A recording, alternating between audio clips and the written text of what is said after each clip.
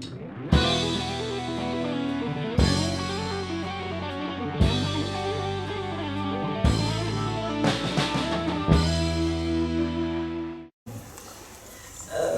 m'excuse, je la vois un petit peu cassée. Donc nous avons une table ronde sur l'édition et plutôt sur le rôle de l'éditeur dans la vie du livre. C'est un peu l'idée de base parce qu'on se rend compte qu'il y a énormément de gens qui se font des idées fausses sur le rôle de l'éditeur et sur la définition de ce qui est ou pas ou un éditeur. Donc ici nous avons 4 éditeurs. 4 éditeurs qui, je pense, en plus de ça, on travaille de manière un peu différente. Je vais leur demander d'abord de se présenter chacun, présenter leur maison un petit peu, et puis en quelques mots leur vision de l'édition. Alors, vous me connaissez peut-être sous le nom de Dorian Leck, qui est mon pseudonyme d'auteur. Donc, déjà, le mot auteur, ce qui veut dire que j'ai commencé avant l'édition par être auteur, ce qui n'est pas le cas de tous les éditeurs, notamment chez les grands groupes, et ce qui est le cas chez moi. Donc j'ai commencé par être publié dans une petite maison d'édition, similaire à celle qu'on trouve ici, avant de monter ma maison d'édition Noir d'Absinthe en début 2018. Donc c'est une maison d'édition sur les littératures de l'imaginaire, donc science-fiction, fantasy, fantastique, avec une ligne éditoriale les littératures sombres et du mélange de genres. Alors j'ai dit un mot important, ligne éditoriale, parce que c'est l'un des premiers choix que l'on fait quand on fonde une maison d'édition, c'est que va-t-on publier, quel va être le cœur de ce qu'on cherche, parce qu'il y a beaucoup d'ouvrages, il y a beaucoup d'auteurs différents, et il y a des fondamentaux qu'on peut vouloir rechercher en tant qu'éditeur. Donc là j'ai dit ligne sombre, c'est-à-dire que les textes qui vont être plus légers n'auront pas forcément leur place chez nous. Et des mélanges de genres, c'est aussi quelque chose qui se fait chez nous, chez certains éditeurs, pas chez d'autres. Donc c'est une notion qui est, je pense, importante avant même de définir ce qu'est un éditeur, de définir ce qu'est une maison d'édition. Une maison d'édition, c'est une entreprise qui publie des livres qui répondent à cette ligne éditoriale qui est choisie arbitrairement par l'éditeur à la création, qui peut évoluer, qui est fluctuante, qui est parfois bien annoncée, parfois un peu moins. C'est pas toujours simple de s'y repérer. On communique souvent, principalement sur les sites internet des maisons d'édition, et encore une fois, ça dépend vraiment des cas. Donc ça demande beaucoup de se renseigner, comprendre ce qu'un éditeur attend spécifiquement. Donc voilà un peu pour le côté édition, et notre métier au fond, c'est de recevoir des manuscrits d'auteurs. Ce sont des textes au format Word qui sont inachevés. C'est l'histoire qui est dans un état correct, mais qui n'est pas encore un livre. Et notre travail, ça va être de transformer ce manuscrit en objet livre. Donc, travailler le fond avec l'auteur, discuter avec lui de ce qui va dans le livre, de ce qui va moins, de ce qu'il faut changer, de ce qu'il ne faut pas changer, toujours en accord avec lui. Donc ça, je pense qu'on verra tout à l'heure, il y a plein de notions de droit aussi qui sont importantes dans l'édition. L'auteur a toujours le dernier mot, tant que ça s'accorde aussi avec la maison d'édition, avec là où il est publié. Donc, on fait un travail après de correction pour que le texte soit le plus abouti possible et soit propre à être donné au lecteur. Et on s'occupe de la mise en page, de l'illustration et de tout. Voilà. Donc voilà. Et un autre mot qui est important, c'est maison. Pour moi, c'est important, c'est que c'est aussi, en tant que maison d'édition, comme en tant que n'importe quelle entreprise, on a des valeurs qui sont souvent liées à la ligne éditoriale. Donc un cœur vraiment de l'entreprise, de cette maison, et c'est trouver des auteurs qui rentrent bien dans cette maison, aussi bien sur le plan littéraire que sur le plan humain, qui est fondamental, et surtout dans les petites maisons d'édition où on travaille beaucoup, pas beaucoup de résultats, et pour moi ce sont les deux aspects qui sont importants, maison et le travail sur le texte. Bonjour, donc moi je m'appelle Anita Berchenko et j'ai fondé les éditions du 38 en 2015. C'est une maison d'édition dont la ligne éditoriale est axée sur la littérature de genre, grand public. Notre ligne, c'est vraiment ça, c'est de trouver des romans qui vont plaire potentiellement au plus grand public possible. Les genres que l'on publie, c'est polar, la collection des littératures de l'imaginaire pour laquelle on est là ici à ce salon, du roman historique aussi. Et il a dit beaucoup de choses tout à fait vraies et intéressantes, Dorian. C'est vrai qu'on cherche forcément des manuscrits qui vont correspondre à notre ligne éditoriale. Nous, on assume tout à fait d'être grand public, littérature populaire, ce qu'on pouvait appeler littérature de gare à un moment, avec parfois un peu de mépris. Nous, on assume voilà, cette ligne et on essaie de développer un catalogue qualitatif malgré ce côté populaire. L'un n'empêche pas l'autre, bien sûr. Et puis, voilà, d'avoir des romans variés tout en rentrant dans la ligne éditoriale. C'est une alchimie qui doit être faite. C'est pas parce qu'on refuse un manuscrit parfois qu'il est mauvais. Ça ne rentre pas dans la ligne ou alors on n'a pas de coup de cœur. Et voilà, le travail de l'éditeur, c'est aussi ça, développer un catalogue, essayer de pousser ses auteurs le plus loin possible. Voilà. Alors, Frédéric Dupuis, moi je fais les éditions 1115, enfin je fais pas tout seul, on est plusieurs. C'est un principe de petit format. Vous voyez, c'est clair. Et l'idée c'est justement de... Alors, je ne vais pas dire ce que je vais faire. Mais c'est de ne pas faire du grand format, enfin que du grand format. C'est de pouvoir donner accès au même type de texte, mais plus court. C'est-à-dire qu'il y a beaucoup de maisons qui se concentrent sur les textes longs. Il y a vraiment un public pour ça très important. Il y a aussi un public, comme moi à l'origine, qui aime les petits bouquins, qui aime les petits livres, qui ne durent pas forcément très longtemps, qu'on peut lire sur une période de vacances par exemple. Moi, je ne suis pas un lecteur très rapide, donc si ça dure trop longtemps, ça va dépasser mes vacances. Donc c'était vraiment ça, de faire un format uniquement dans l'imaginaire. C'est-à-dire qu'il n'y a pas du tout de texte, comme tous ici, je pense qu'on est tous tranquilles aussi. Il n'y a pas de ligne blanche du tout. Si. Il y a un peu de noir. Il y a un peu de blanche. Ouais. Oui. Ok, bon. Donc c'est vrai que pour l'instant on n'en fait pas du tout, et l'idée c'est vraiment ça, c'est de faire du voyage littéraire. C'est le concept. Donc c'est petit format, pratique à transporter, pas cher forcément puisque c'est plus petit, donc vous pouvez en acheter plus. Mais si, c'est ça l'idée, c'est que pour le même prix vous pouvez en avoir 2 ou 3. Donc voilà, on est sur ce concept-là. Après, pour le reste, sur le travail éditorial, c'est très bien ce qu'ils ont dit. Non, Non, justement, vous avez fait le taf, vous avez fait le boulot, c'est bien. Moi, je le vois comme... c'est ma vision. Je vous rejoins sur plein de choses, mais il y a un mot moi, qui m'obsède, c'est l'artisanat. Je suis obsédé par cette idée, ce concept, où à un moment, j'ai dû me demander dans quoi je me plaçais, c'est-à-dire dans quel type de métier. Et puis ça revient beaucoup, cette idée de l'artisanat qui est finalement un métier plus proche des réalités de l'être humain, à une époque où on voudrait tout dématérialiser, tout mettre sur des grands groupes, sur des plateformes, etc. L'idée c'est d'arriver à retravailler à échelle humaine, et l'édition s'y prête. Et c'est vrai que moi j'en ai une vision très artisanale. J'ai vraiment l'impression de recevoir, comme d'ailleurs on pourrait... Moi, je fais le parallèle, même souvent dans ma tête, avec un studio de musique. C'est-à-dire qu'on a tous des groupes de musique qu'on connaît, mais ils ne sont pas tous produits par des gros studios. C'est souvent des musiciens qui ont créé leur propre studio chez eux, qui ont beaucoup travaillé, qui connaissent bien le sujet et qui sont simplement doués.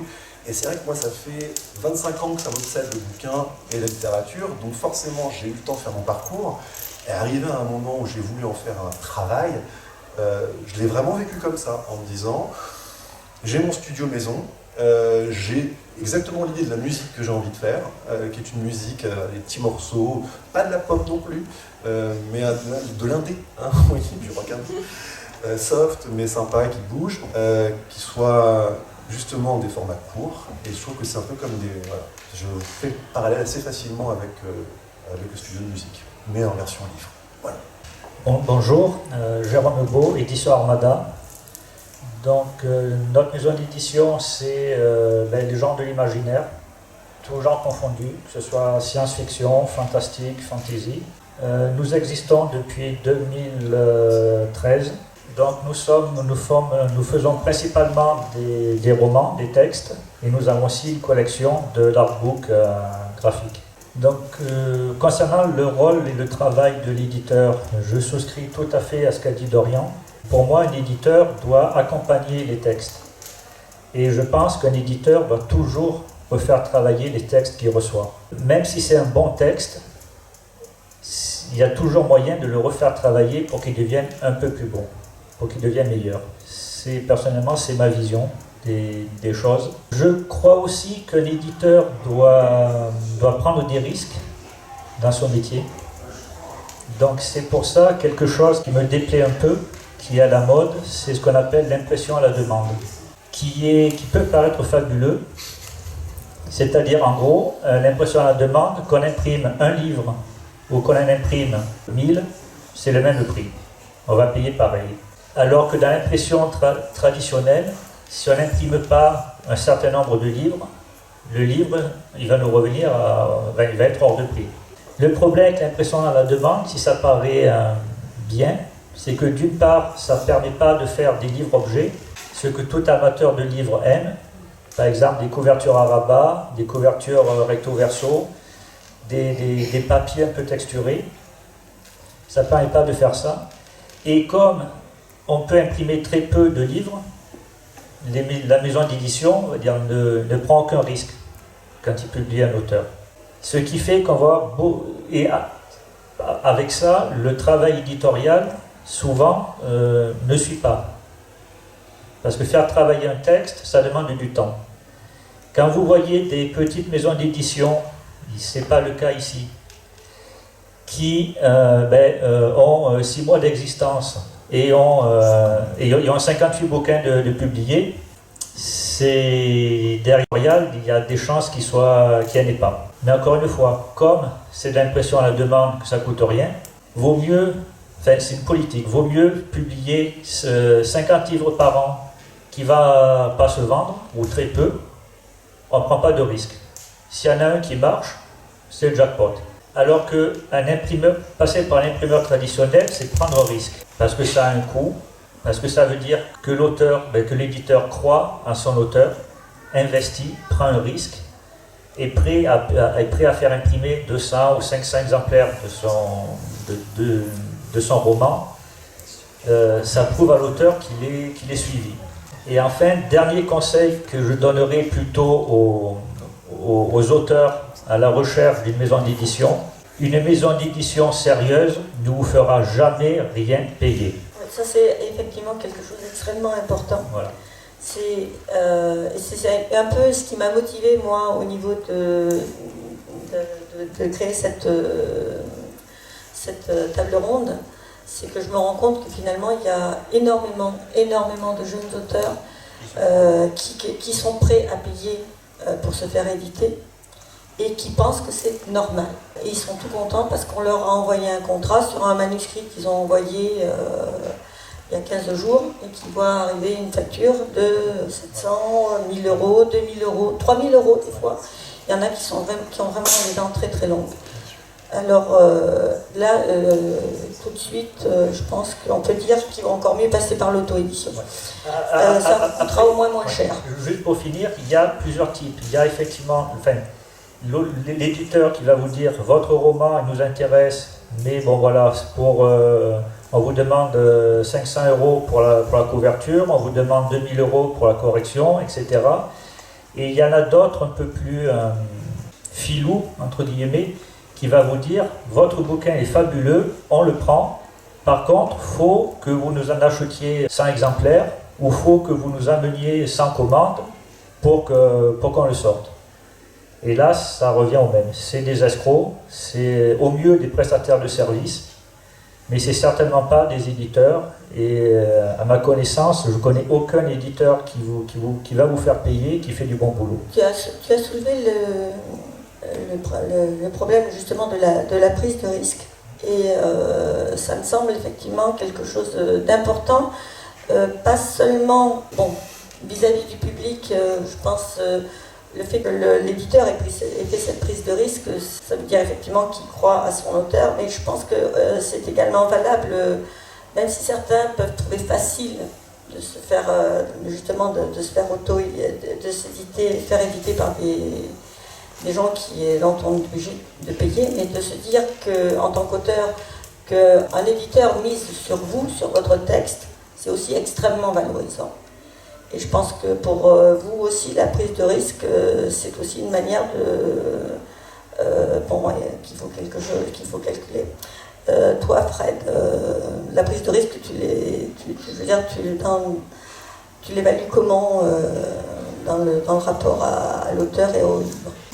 Non, mais il y a une prise de risque. Je ne sais pas si ça m'interroge en fait. Parce que je me demande si. Je pense que je prendrais le même risque, même si j'étais en publication, même si je le faisais imprimer à la demande. C'est plutôt. Le risque, il est plus profond finalement que le problème de l'impression. Il est sur quel texte on va livrer au final.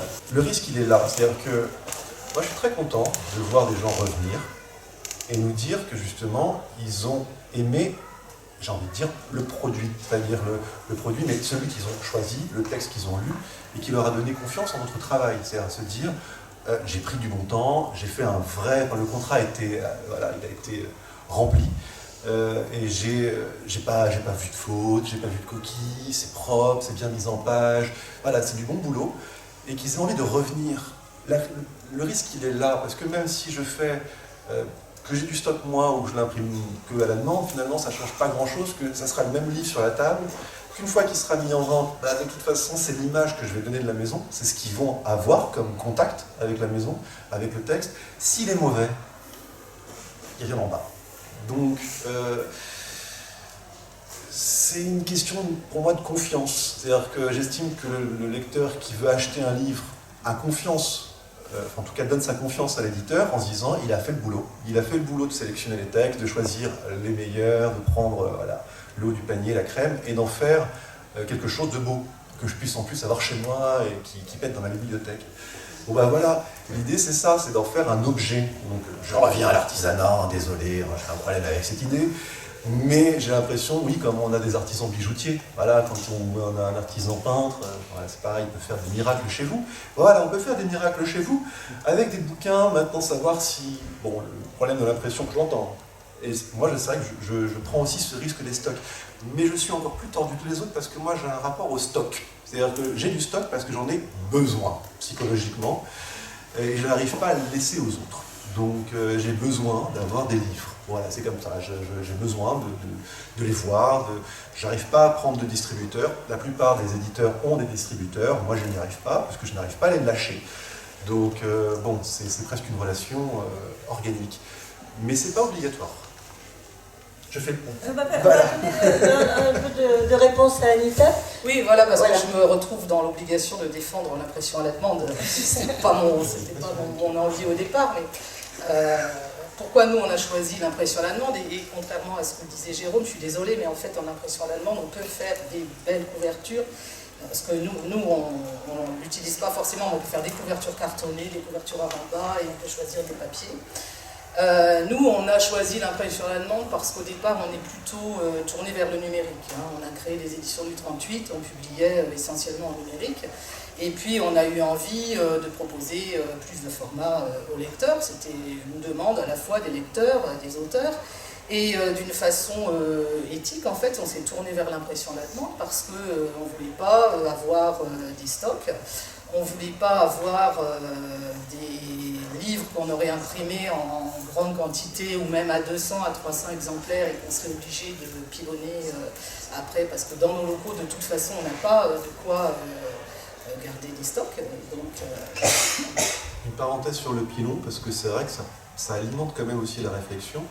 Il y a des obligations légales autour de la destruction de certains livres qui ont déjà été vendus, etc. Et c'est vrai qu'il peut y avoir une perte relativement monumentale quand on surestime les stocks. Et-à-dire que pour un éditeur, c'est un coût qui peut le flinguer. Ça peut réellement complètement mettre à mal son économie parce qu'il va falloir qu'il paye les impressions, qu'il paye les retours et qu'il paye le pilon. Donc il va se retrouver avec un stock qui va lui coûter de l'argent. Donc c'est vrai que voilà, aujourd'hui économiquement on peut s'en passer justement. On peut tout à fait s'en passer. Écologiquement c'est pas top non plus. Donc, oui, voilà, c'est pas top. Et puis pour moi ça n'a pas de rapport avec la prise de risque. La prise de risque, on la prend essentiellement quand on choisit de faire entrer un auteur dans la maison d'édition. On va travailler avec lui sur son texte, on va livrer, comme disait Frédéric, c'est ça, oui, un produit le plus abouti possible, parce qu'on n'est jamais parfait nous-mêmes, mais en tout cas le plus abouti possible pour le lecteur. Donc la prise de risque, elle est bien en amont de l'impression, quelle qu'elle soit. On l'a prise avant, on a fait rentrer l'auteur, on ne sait absolument pas si le public le recevra favorablement. Nous, ça nous plaît, nous, on croit en l'auteur. Voilà, et le risque, il est à ce niveau-là. Après, le travail éditorial qu'on fait sur un livre, il est exactement le même qu'on publie en numérique, en impression à la demande, en stock, en streaming, peu importe. C'est le travail éditorial qui est fait en amont, c'est le même. Donc ça n'a absolument rien à voir avec la façon dont on va imprimer le livre dont on a fait. Attends, juste pour continuer, là-dessus je suis d'accord avec toi, c'est le même sur un e-book. Parce que l'e-book, c'est pas du stock. Je veux dire, nous, je sais pas, tout le monde fait de l'e-book. E-book, tu fais de l'e-book. Même oui, voilà. C'est même mon cœur de métier. Donc en fait, on fait tous des livres papier, mais on vous fait aussi des livres numériques. Donc, de toute façon, il n'y a pas de papier, donc il n'y a pas de stock. Voilà, que vous en achetiez un ou vous en achetiez 100, ça sera pareil, c'est du numérique. C'est toujours le travail du texte. C'est-à-dire que là, on n'a plus l'objet, on a le texte. Donc c'est d'ailleurs un rapport encore plus direct au texte. Donc si le texte est mauvais, même si ça ne coûte rien, enfin moi ça ne me coûte pas grand-chose, parce que voilà, on sait faire, mais ça reste le même risque de fond, qui est un risque mental, enfin moral. Je te coupe parce que ça ne coûte pas grand-chose. Non, c'est pas vrai. Ça ne coûte pas grand-chose de produire un e-pub, un fichier, mais ça coûte aussi cher en amont, puisqu'on va faire travailler nos correcteurs, si on a des graphistes pour les couleurs, ça a exactement le même coût. De toute façon, le travail, il se fait en amont. Donc, après, oui, d'ailleurs, les livres numériques, nous, on les vend à peu près le prix d'un poche, donc on a aussi cette politique aussi d'essayer de faire des e-books à des prix très abordables pour que le plus large public possible puisse accéder à notre catalogue et aux livres. Donc c'est aussi, ça fait partie pour moi des avantages de l'e-book. Mais le travail, en tout cas, c'est le même. On ne va pas faire un e-book sans aucune correction, sans rien avoir fait dessus, et un livre papier qu'on aurait fait corriger par un correcteur. Ça n'a aucun sens. Hein. Donc de toute façon, c'est les mêmes frais en amont du produit fini. On a parlé de la ligne éditoriale. En tout cas, Dorian a parlé de la ligne éditoriale. L'importance d'avoir une ligne éditoriale, de définir sa ligne éditoriale pour un éditeur, c'est aussi justement de se démarquer avec plus ou moins de force. Certains ont des lignes éditoriales très très marquées. C'est un peu ce que tu as choisi, toi. Qui n'est pas... C'est absolument pas critique. Moi, je trouve on assume pleinement, et voilà, c'est important de... et vous avez, en fait, effectivement, il y a bien des...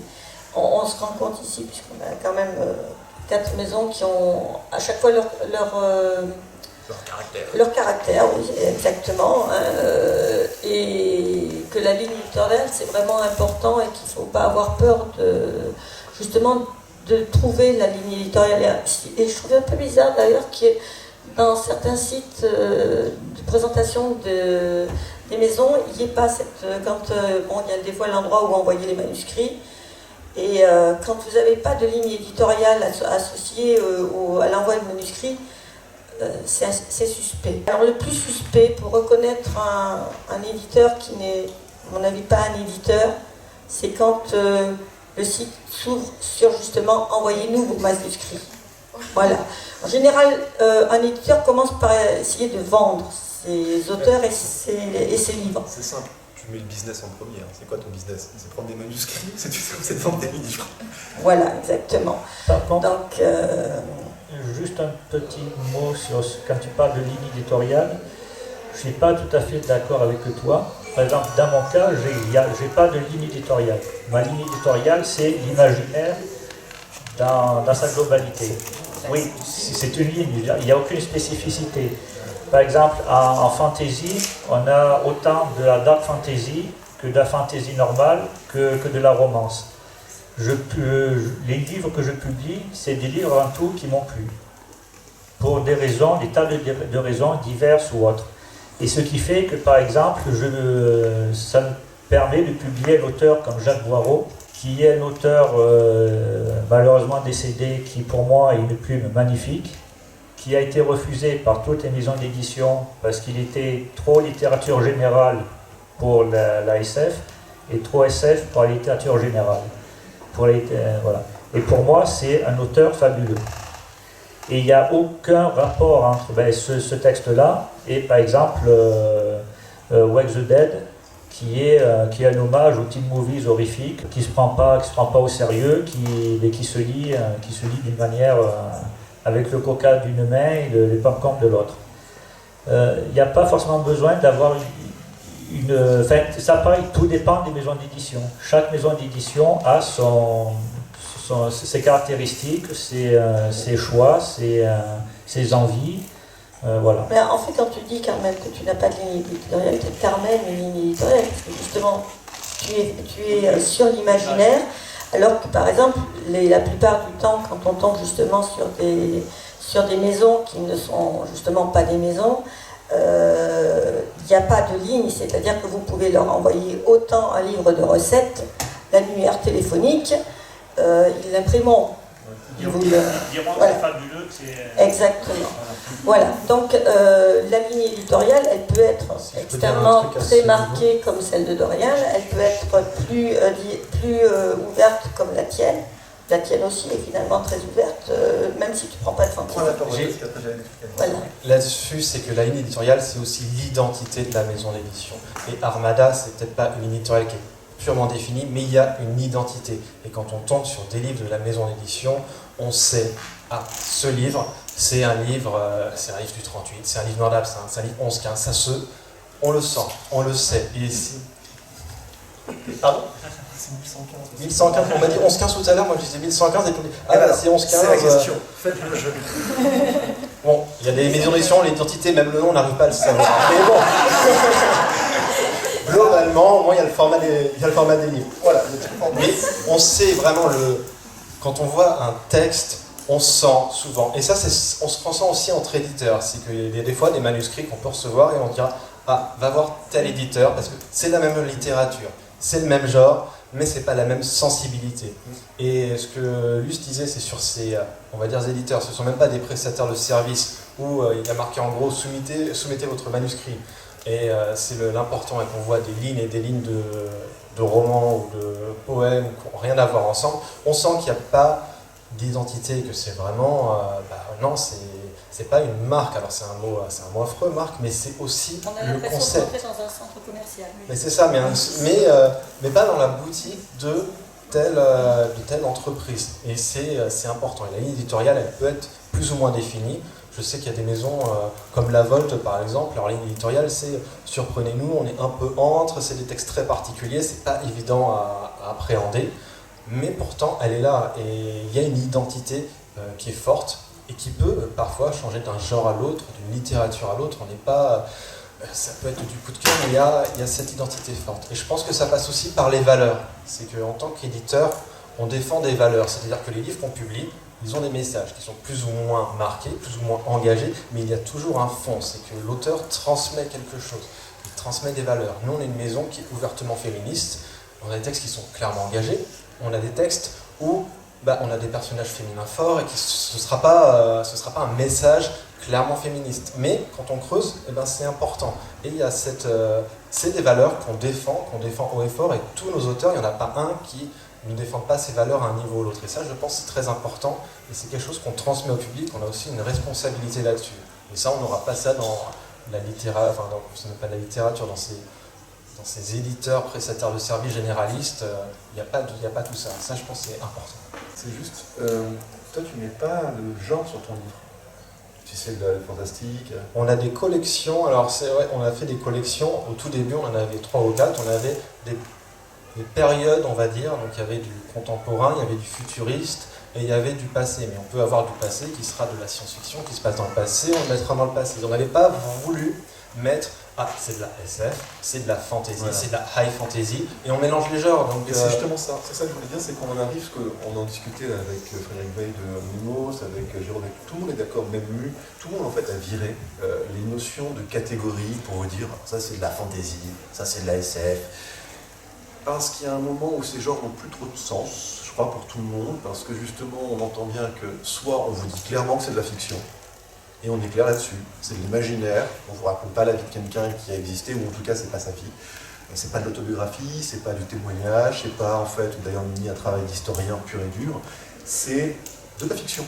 Et en fait, la présentation fiction, c'est vrai que c'est une chose qui, pour moi, est importante, c'est l'assumption, en tout cas de l'éditeur, d'assumer sa ligne. Et là où je vous rejoins un peu tous, c'est qu'en soi, c'est déjà une ligne éditoriale de dire on va être clairement dans la fiction, et dans la fiction assumée. C'est-à-dire qu'il ne s'agit pas même de faire de sa vie une fiction. Il s'agit plutôt, enfin, sauf pour toi peut-être qu'il fait un peu plus de blanche. Peut-être qu'il y a peut-être des témoignages, des choses comme ça. Non, ça reste de la fiction. Voilà. Et c'est vrai que c'est un domaine en soi qui normalement doit vous amener à savoir quel genre de livre vous allez trouver. Maintenant, c'est vrai que les estampilles, vous dire c'est de la SF, est-ce que ça doit correspondre à critère A, critère B, etc. C'est presque une perte de temps. Puisque aujourd'hui, on est tous habitués à ce que ce soit des mondes, en fait, des histoires. C'est comme depuis la nuit des temps, on sait toujours raconter des histoires, on sélectionne les meilleurs conteurs. Donc une histoire qui est bien racontée, ça, je pense qu'en soi, c'est déjà une ligne éditoriale. Et que je pense que tout ça, on le partage tous ici. On est quand même parfois amené à faire rentrer un livre dans un genre, c'est par rapport au référencement qu'on est obligé de faire. Exactement. Voilà. Et là, nous, naturellement, on le fait finalement moins. Nous, on le fait moins naturellement, voilà. Mais on est obligé, quand on référence un livre pour que les puissiez vous les commander chez les libraires ou les trouver chez les libraires, on est obligé, alors parfois, on est obligé de trancher, parce que certains livres pourraient très bien être sur plusieurs. Donc là, voilà, on va trancher. Mais effectivement, sinon, je rejoins tout à fait ce que tu dis. Est-ce que, bon, il y a une phase aussi parce qu'il y a une question aussi qui vient de temps en temps. Là, entre autres, il y en a une qui nous est arrivée à Tonnerre il y a 15 jours. Une jeune femme qui est venue nous voir et qui nous a dit comment vous faites pour être édité chez les livres de poche? Oui, mais justement, je crois qu'il y a beaucoup de gens qui ne comprennent pas justement, on parlait du rôle de l'éditeur. Quand vous ouvrez un livre de poche, regardez dans les premières pages, vous avez le nom de l'éditeur. Le livre de poche n'est pas un éditeur, c'est un rééditeur. En fait, parce que nous, un auteur qui a été édité chez Pocket, donc en fait c'est ce qu'on appelle la cession de droit, Voilà, tout simplement. C'est-à-dire qu'on cède nos droits, les droits que l'auteur nous a confiés, on les cède à une maison d'édition poche qui effectivement réédite en fait l'ouvrage que nous on continue à conserver dans notre catalogue en grand format, en numérique. Et ce sont des transactions commerciales après derrière pour payer les droits que ça génère. Mais c'est pratiquement toujours de la réédition. Voilà, la sélection, en fait, elle est faite par le succès du livre, en somme. C'est-à-dire qu'un livre qui a déjà connu un succès, soit critique, soit public, ou en tout cas, qui l'a fait parler, il a une chance qu'à un moment, soit Pocket, soit J'ai lu, soit Livre de poche, les démarches dans un cadre pro ou quoi que ce soit, ou chez eux, on s'en fout, et qu'au final, il leur propose de justement céder les droits et de le récupérer. Et donc, on n'est pas édité au livre de poche.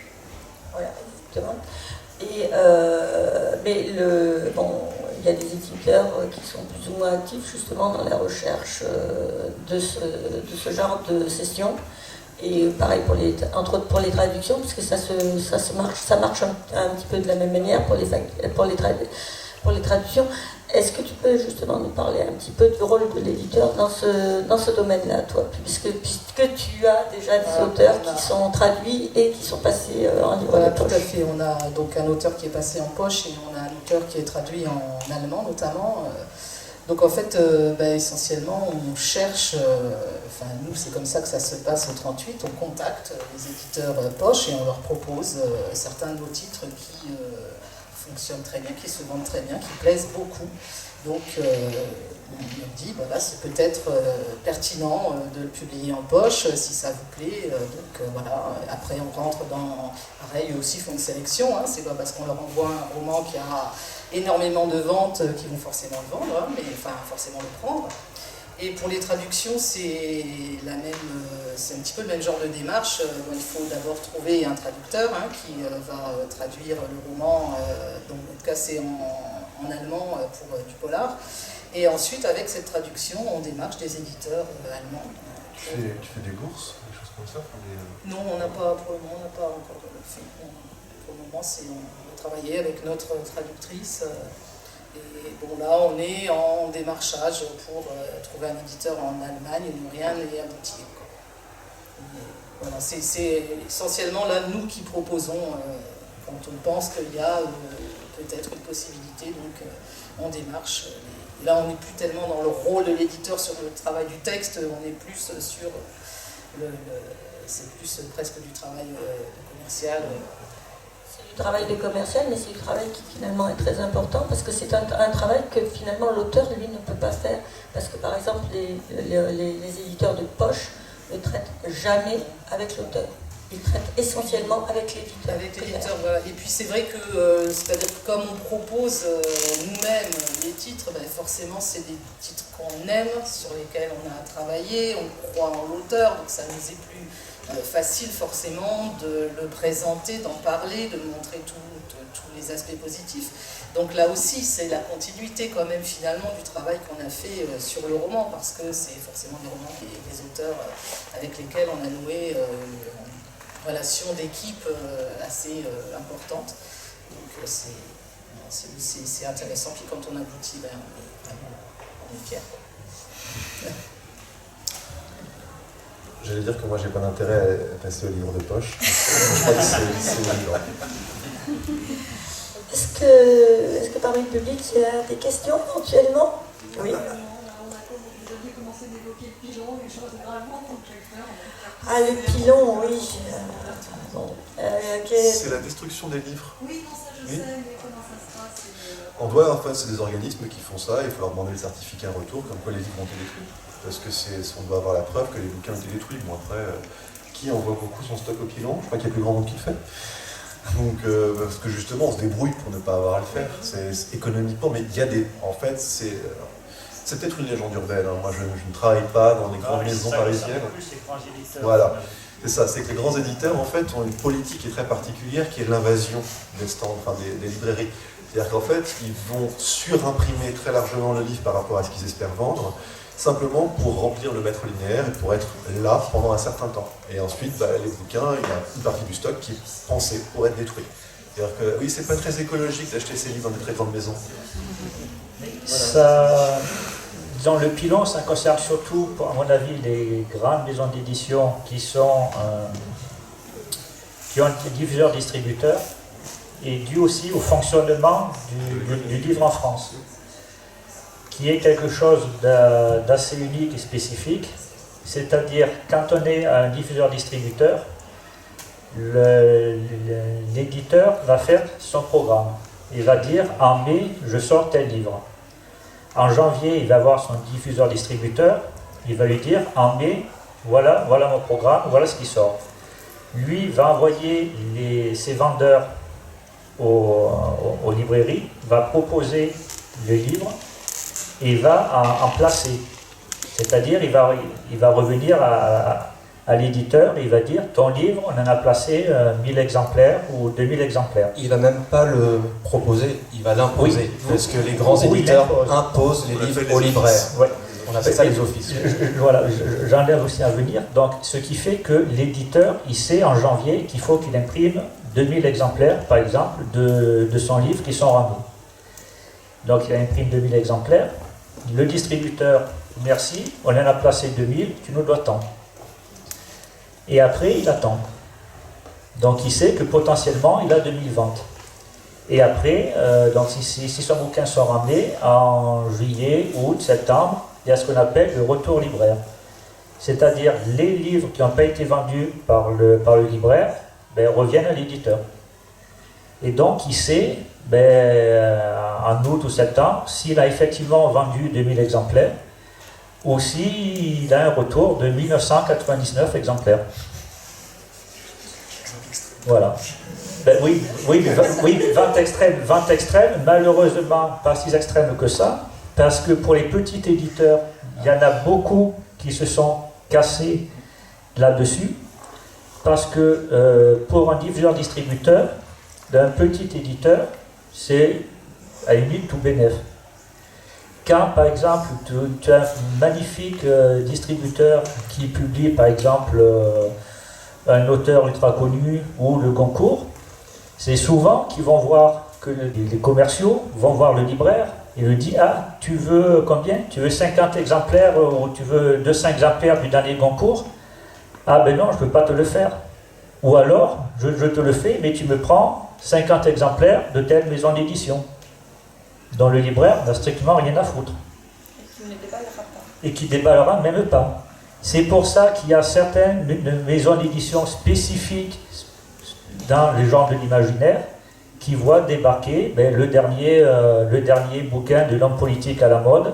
Pour une boutique spécialisée dans l'imaginaire, c'est sûr que ça va se vendre. Et surtout pour les petites maisons d'édition, c'est ça quoi. C'est on place 100 exemplaires du bouquin à la FNAC, qui n'en veut pas. Mais à la limite, la FNAC elle s'en fout, puisqu'après, 3 mois après, elle les retourne. Et c'est comme ça que quand je parlais d'un retour de 1990 exemplaires sur un tirage de 2000, malheureusement, des fois ça arrive. Il y a une chose à savoir, c'est que distributeurs-diffuseurs, donc les commerciaux qui se déplacent dans les librairies, sont même dans les grands groupes d'édition. Donc en fait, c'est les 4 ou 5 grands groupes d'édition qui font les commerciaux, donc qui placent les produits de leur maison d'édition et de ceux des autres éditeurs plus petits. Donc en fait, quand on est un petit éditeur, si on veut passer par un diffuseur-distributeur, c'est comme si on donnait à la concurrence le moyen commercial d'aller placer ou non les produits. Et effectivement, ils n'auront pas grand-chose à faire parce qu'on est la concurrence. Donc si ça se passe mal, c'est un concurrent qui ferme. Si ça se passe bien, ils ont leur marge. Donc de toute façon, pour eux, c'est tout bénéf. Et c'est un fonctionnement qui marche très bien pour les grandes maisons. C'est comme ça que le monde du livre en France fonctionne, mais dès qu'on est un éditeur même moyen, c'est pratiquement impossible d'être en librairie de manière sereine parce que on ne sera pas en rayon. Le libraire, même s'il nous met en rayon, il n'aura pas entendu parler de nous. Des fois, un libraire peut, surtout en période de rentrée littéraire, placer le livre le matin, l'enlever le soir du rayon. Ça, c'est des choses que j'ai entendues en discutant avec des diffuseurs. On est vraiment à ce niveau-là. Mais juste un truc, justement, comprenez votre rôle. C'est-à-dire que si vous allez voir vos libraires et que vous leur demandez des livres dont vous avez entendu parler, le libraire va en entendre parler. Et donc, au bout d'un moment, il sera peut-être tenté aussi, justement, d'acheter peut-être pas 250 stocks comme le dernier homme politique à la mode, mais d'en prendre au moins 5 ou 10. Et si tous les libraires le font, donc c'est aussi le choix du consommateur. C'est-à-dire que si le consommateur, en gros, laisse faire, on va se retrouver face à un marché qui est absorbé par les grandes maisons, parce qu'elles en ont tout l'intérêt. Et en plus, leurs systèmes de distribution et de diffusion sont payés au mouvement des livres. Donc ils se vendent, donc ils ne se vendent pas, tant qu'ils bougent, ils sont payés. Donc il faut voir ça, c'est que cet écart-là, il est aussi dans le rôle du consommateur, de comprendre que si le libraire n'a pas le livre que vous cherchez, il faut lui demander. Et dans toutes les maisons ici, à mon avis, peuvent être commandées. C'est-à-dire qu'ils ont un logiciel, on est tous référencés dessus, je pense qu'il n'y a pas de doute, et ils peuvent commander tous les livres que tout le monde fait à peu près dans toutes les maisons. Il faut simplement leur demander. S'ils l'ont pas, ça ne veut pas dire qu'il est mauvais, ça veut juste dire qu'on n'a pas les moyens en fait, d'envahir l'espace. Un bouquin qui est vendu en librairie par rapport à un bouquin qui est acheté directement sur votre site, vous faites la même marge ou pas? Non. Donc finalement, on aurait plus intérêt à vous acheter directement sur votre site. L'un ou l'autre. Pour vous encourager. Il y a les frais de port aussi qu'il faut considérer quand on fait des envois à l'unité. Et souvent, c'est la poste qui gagne le plus d'argent sur un livre. Ça, c'est pas faux.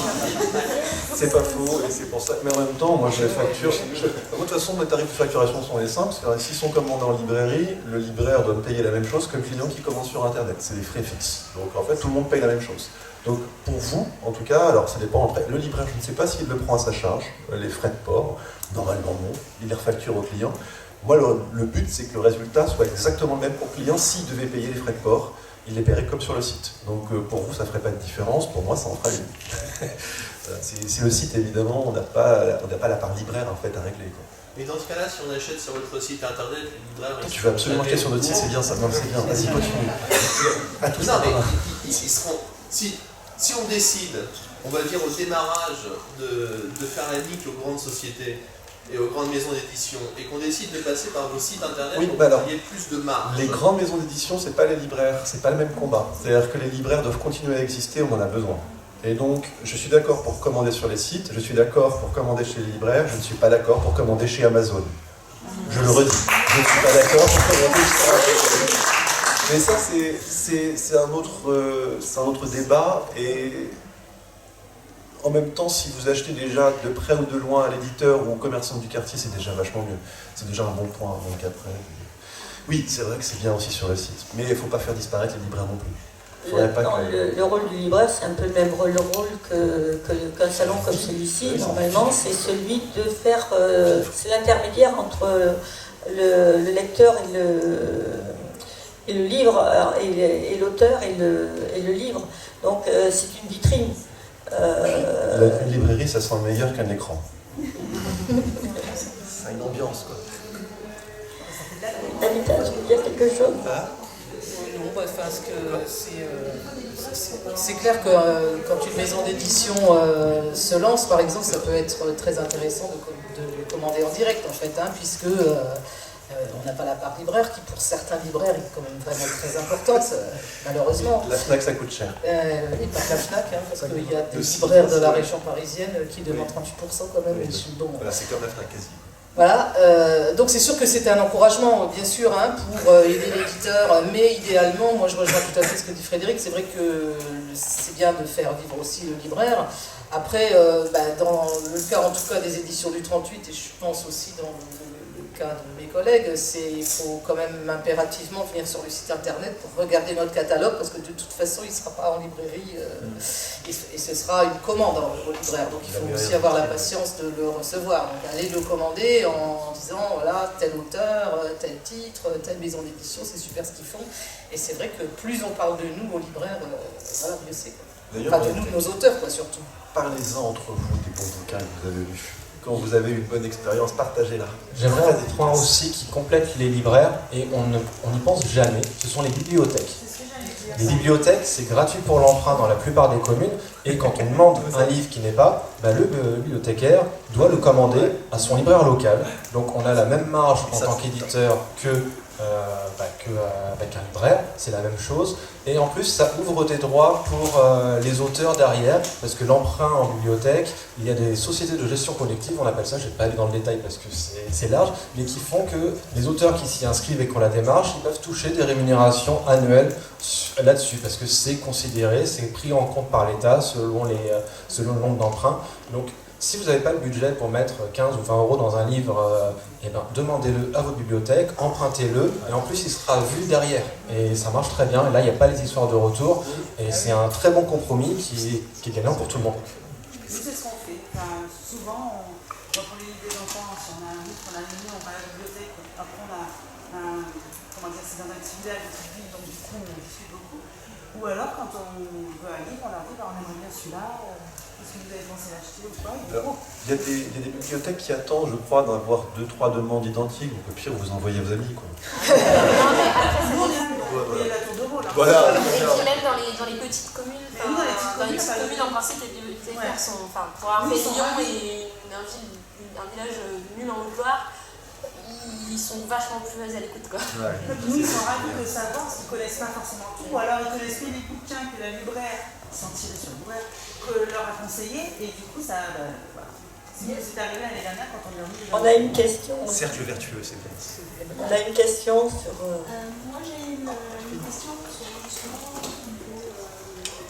une maison d'édition de l'imaginaire. Est-ce que vous avez jamais pensé à vous mutualiser pour créer en fait un réseau de distribution? C'est déjà... Alors, distribution, non, diffusion pour l'instant déjà, avec le mois de l'imaginaire. T'en fais partie? Le mois de l'imaginaire, non? Dans la allez-y. Oui, ça peut-être aussi une manière de contrer justement les grands diffuseurs ou...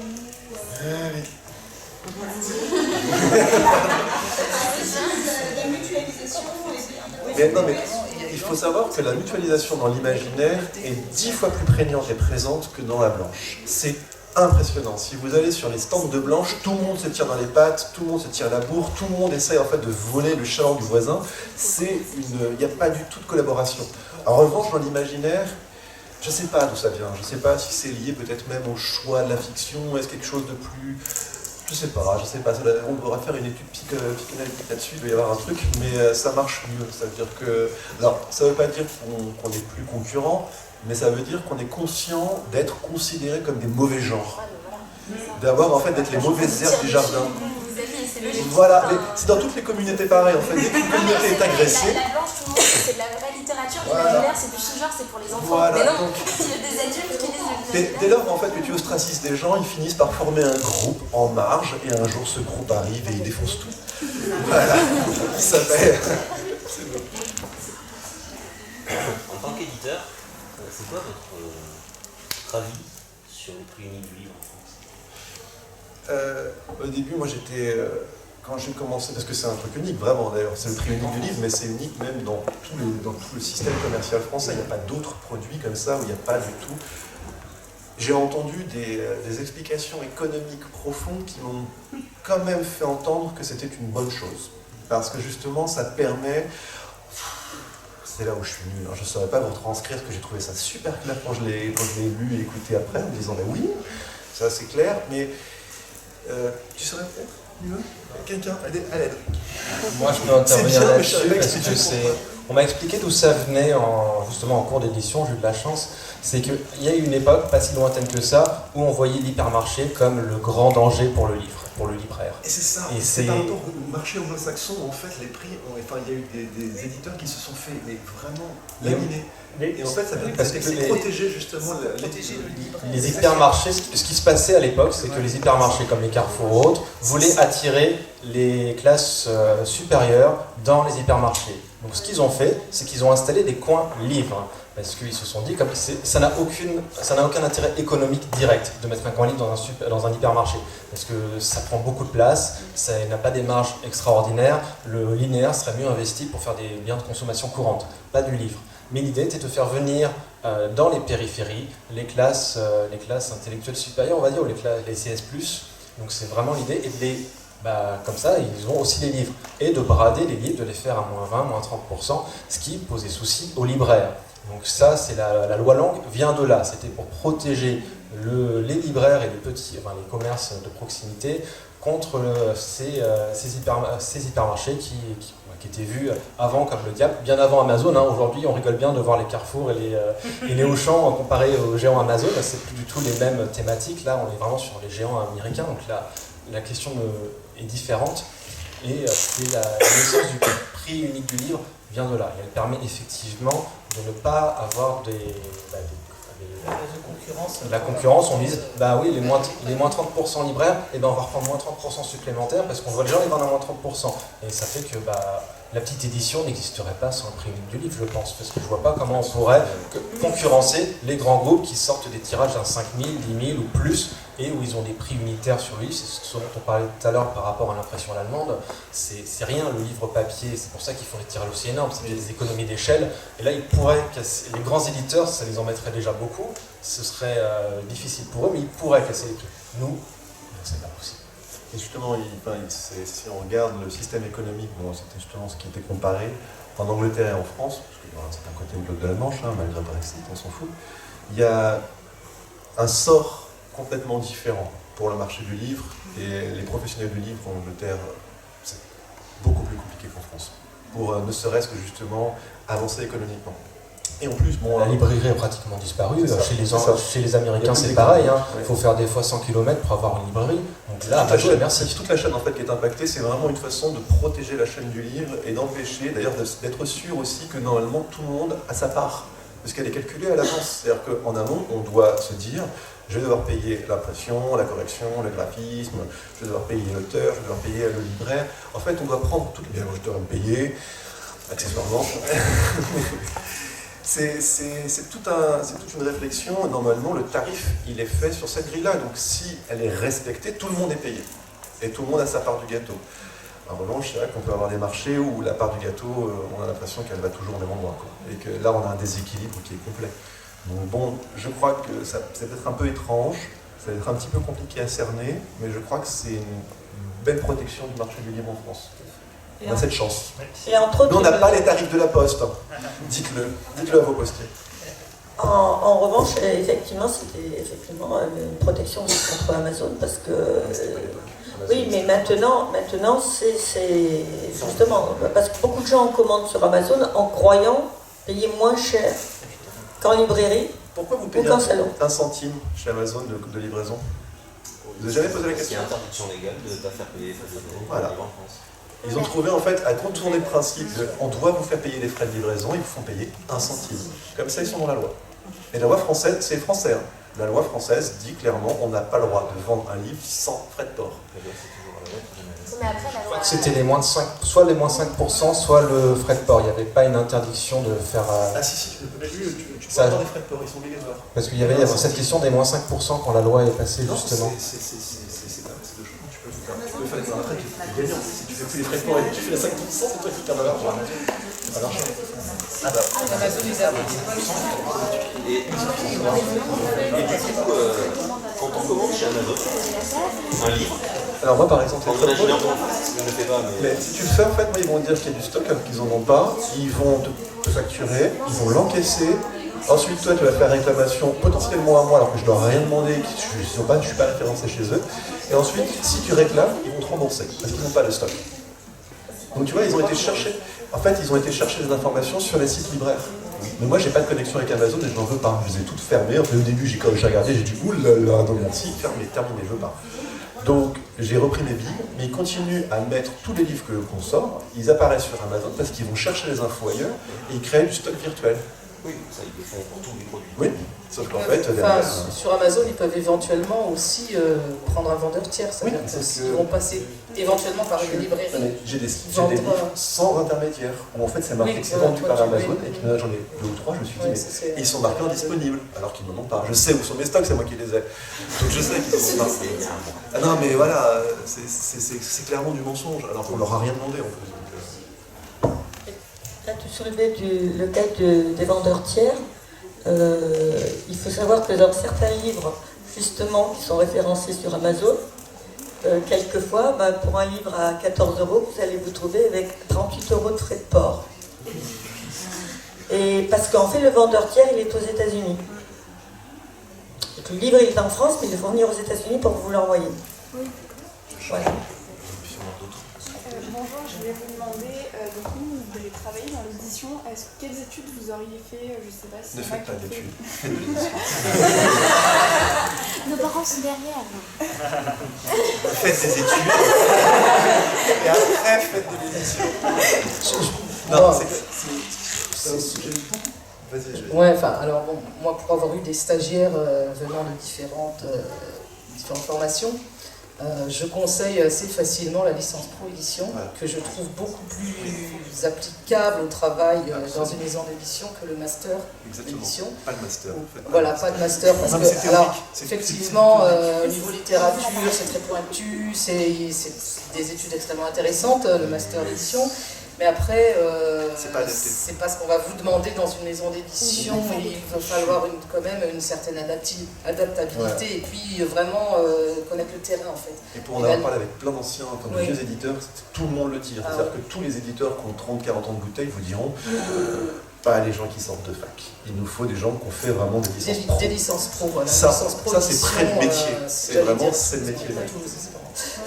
Mais voilà. On rejoint l'artisanat. Oui, voilà, tout à fait.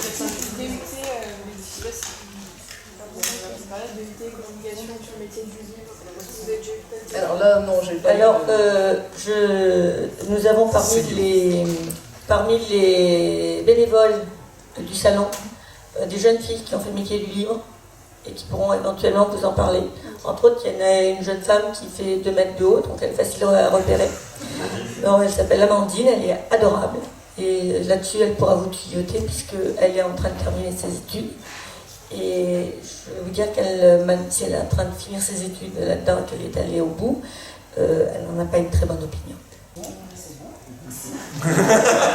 mais si, la licence pro, c'est très Mais bien. non, en fait, on peut pas faire la licence pro directement. On est obligé de faire soit commencer par la licence, qui du coup on est obligé de continuer par le master, ou il faut qu'on commence par le DUT pour faire la licence pro. Je suis sorti de la fac il y a 20 ans, donc à un moment. C'est ça, c'est que Ça a changé. surtout, Ok. Alors ça dépend des facs. Quand tu sors des études, t'aimes pas tes études. C'est tout le temps. Ça, je pense que ça dépend des facs, parce que par exemple à Toulouse, on peut faire la licence pro. En fait, on va faire les 2 premières années, ça va être plutôt lettres, lettres modernes, littérature, et en 3e année, on va du coup, ce qui serait bien, c'est de faire le DUT, parce que le DUT, en fait, c'est comme la licence pro, vu qu'on a 15, sur 2 ans, on a 15 semaines de stage, en fait. Donc du coup, c'est pour pouvoir préparer à pouvoir faire la licence pro, en fait. Si après le DUT, vous pouvez rentrer en licence pro, c'est idéal, pour moi. Franchement.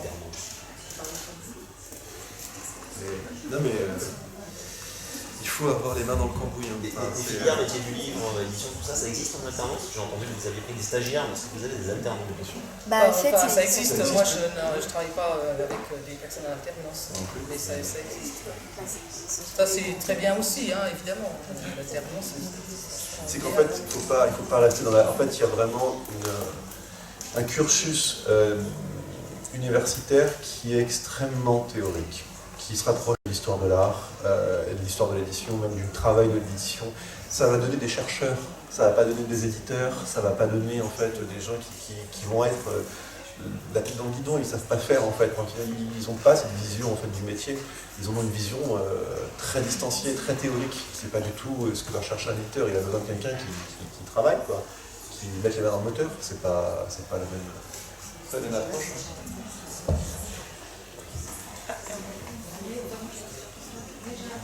Pour, par exemple, bon, je parle pas d'Amazon, mais pour ce qu'on appelle, ce que j'appelle les gros vendeurs Cultura, la FNAC, le Faire culturel.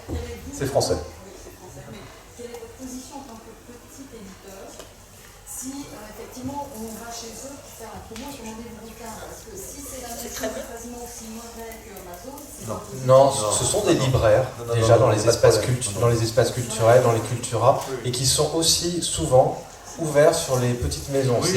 Les interventions pour nous, quand on doit placer des auteurs, pour des dédicaces, pour des interventions, c'est souvent plus facile chez les culturas ou les espaces culturels que certaines librairies de centre-ville qui sont plus fermées ou qui ont moins d'espace. Donc en fait, il y a une mauvaise réputation souvent parce que les libraires des centres-villes ne les aiment pas trop. Nous, en tant qu'éditeurs, les culturas, ils payent aussi, effectivement.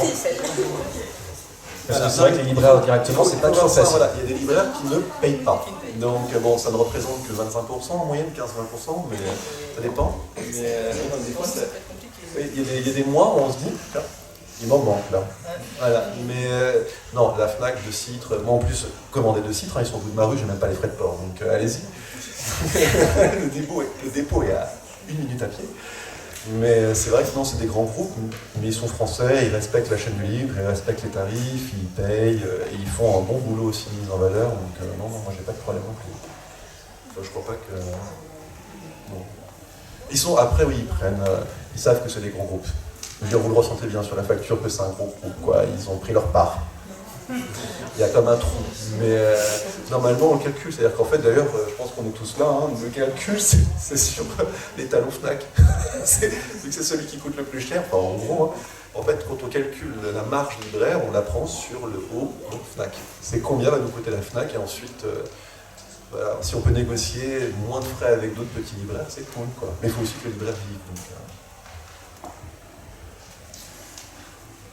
D'autres questions?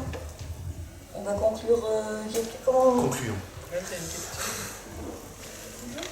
me posais une question par rapport à ce qui s'est passé cette année, en tout cas ces derniers temps, dans le milieu de l'édition, par rapport aux auteurs. Paye ton auteur. Voilà. Ça c'est bien ça. Hashtag paye ton auteur. Il y a des salons où les auteurs sont pas payés alors qu'on paye les plantes. Mais c'est pas le cas ici, c'est pas le sujet d'ici, mais. Je vais peut-être répondre puisque bon, je fais partie de l'organisation du salon. Effectivement, il existe au niveau des salons, parce que Paye ton auteur touche particulièrement ce qui est les interventions et entre autres la présence des auteurs en salon. Il faut savoir qu'il existe tout type de salons.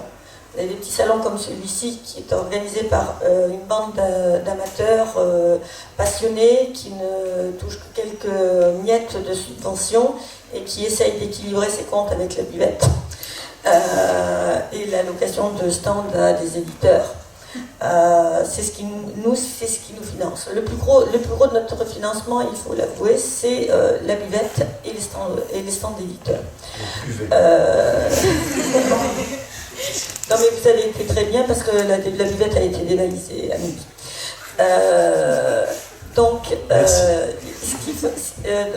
En revanche, quand on touche certaines subventions, et entre autres la subvention du CNL, on a obligation de payer les interventions des auteurs en table ronde, et on va vers également le paiement de la présence des auteurs sur les salons. C'est-à-dire un salon, alors on parle bien des auteurs qui sont invités par le salon. C'est-à-dire que nos éditeurs présents qui viennent avec des auteurs vont être rémunérés pour cette prestation. Merci beaucoup, Luce. Les auteurs qui sont donc présents sur les stands éditeurs, ça se passe entre l'auteur et l'éditeur. Comment il vient, comment il va être pris en charge. Le salon, lui, a ses invités. Les invités du salon vont être pris en charge par le salon. C'est-à-dire qu'on les fait venir. Quand vous invitez quelqu'un, en général, vous vous contentez de le loger et de le nourrir. Nous, on paye aussi les frais pour les faire venir. Et ça s'arrête là. En fait, on n'a pas d'autre obligation. Dans le sens où nous, on ne touche pas le CNL. Après, les grands salons qui touchent les subventions CNL, normalement, ont obligation de faire payer les interventions.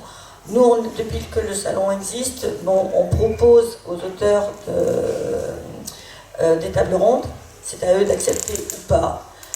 Jusqu'à présent, on n'a pas pu les rémunérer et on espère cette année, justement, grâce à la buvette, pouvoir leur donner un petit quelque chose qui ne sera pas au tarif du CNL, parce que le tarif du CNL, pour une table ronde, je crois qu'il est de 150 ou 200 euros. 150 000 euros, je crois. Et 150 euros, par exemple, pour participer à une table ronde, pour un salon comme nous, c'est pas possible. C'est juste pas possible. Après, effectivement, on est tout à fait conscient des difficultés des auteurs et entre autres, nous, notre salon, lorsque nous faisons venir des auteurs, nous essayons de leur trouver des interventions qui seront rémunérées à côté, en médiathèque, en collège, en lycée, des fois en université, ça nous est arrivé, de leur trouver soit des interventions autour de ce qu'ils écrivent, soit des ateliers d'écriture, mais ce qui vont être rémunérés. Et ça, c'est des partenariats que l'on noue avec justement au niveau des collèges, des écoles, pour permettre justement aux auteurs d'avoir une entrée supplémentaire. Mais la rémunération des auteurs en salon, c'est compliqué, et saturer les petits salons.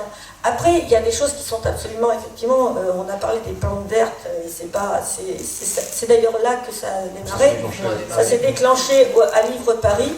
Livre Paris, où les auteurs invités, même sur table ronde, ne sont pas payés alors qu'ils touchent des subventions, qui sont financées par le CNL, et où en revanche, on loue des plantes vertes. Donc on paye des plantes vertes pour avoir des plantes vertes, mais on ne paye pas les auteurs. Et là, il y a eu une année où des auteurs invités ont décidé de faire grève et de refuser de venir, parce que justement, ils n'étaient pas payés. Ceci dit, ce n'est pas le seul scandale qu'il y a au niveau du livre de Paris, et puisque vous vous êtes intéressé par les études en édition, il y en a un autre qui concerne justement les étudiants en métier du livre, voilà, que l'on force à faire un stage qui va compter dans leur cursus au Livre Paris, sauf que c'est tout à leurs frais, le train, l'hébergement, et que pendant 4-5 jours, ils jouent les esclaves sur un salon. Parce qu'en fait, ils n'apprennent rien, ils se contentent uniquement de servir de boniche. Ce qui est assez... je ne sais pas, dans certains trucs, mais bon... je fais partie de ceux qui militent justement sur la défense, effectivement, du droit d'auteur, mais aussi qu'on n'exploite pas les gens sous des prétextes comme celui-là.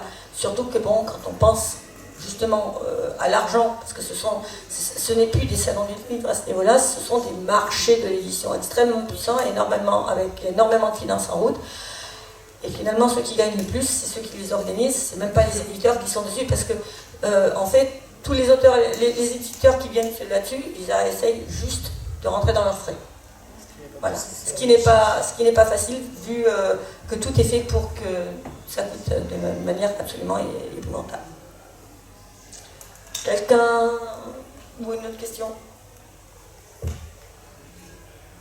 À la buvette.